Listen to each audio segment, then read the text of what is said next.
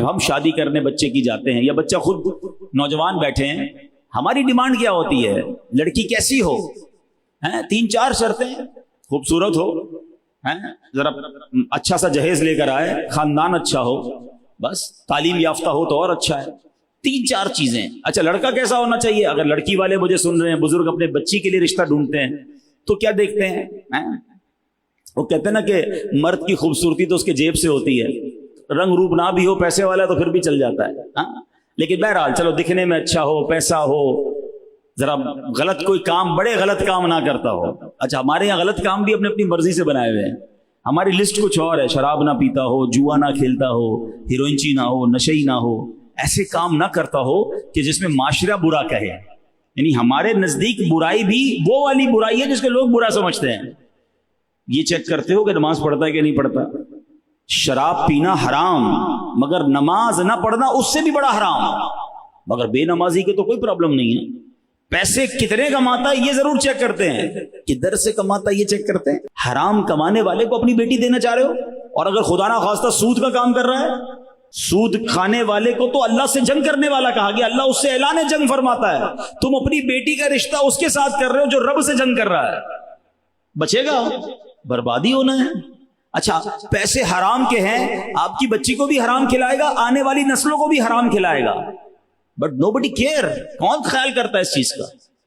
اللہ اکبر۔ اور اے نوجوانوں جو اپنی ہونے والی بیوی کے لیے، بچوں کی ماں کے لیے جو ڈیمانڈیں ہماری، پہلی ڈیمانڈ یہ ہونی چاہیے کہ وہ نیک ہے کہ نہیں۔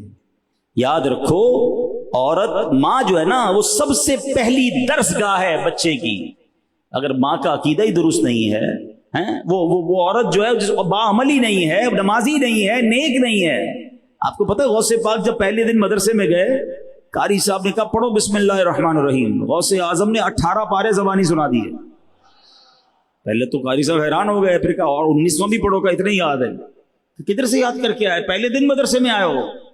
کہتے بات یہ میری ماں حافظہ 18 پاروں کی تھی، میں ماں کے پیٹ میں تھا، ماں قرآن پڑھتی تھی، میں نے ماں کے پیٹ میں ہی 18 پارے یاد کر لی ہے۔ ٹھیک ہے یہ ان کی کرامت ہے، یہ بات یاد رکھیے گا، اگر ماں نیک ہے تو بچے پر اس کا اثر آئے گا۔ آپ کو پتہ ہے خاتون جنت بی بی فاطمہ امام حسن اور امام حسین کو جب دودھ پلاتی تھی اور جھولا دیتی تھی تو کیا کرتی تھی؟ تلاوت قرآن کرتی تھی۔ اب بتاؤ نا کیسی اولاد ملی؟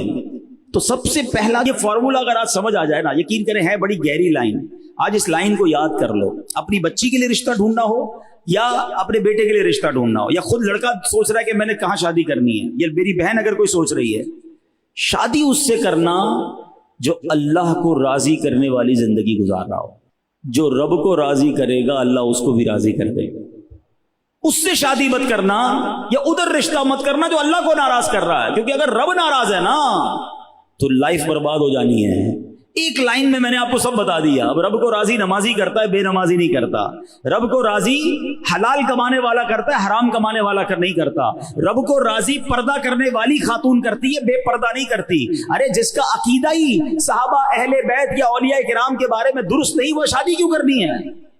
ہمیں سب سے پہلے یہ دیکھنا ہے اس کا ایمان کیا ہے، اس کا عقیدہ کیا، اس کے اعمال کیا۔ پیسہ تو آنی جانی شے ہے، آپ نے نہیں دیکھا کئی واقعات ایسے ہوتے، مالدار گھر میں بچی دیتے، تھوڑے دنوں بعد وہ کنگال ہو جاتا ہے، ہوتا ہے، کاروبار تباہ ہو گیا۔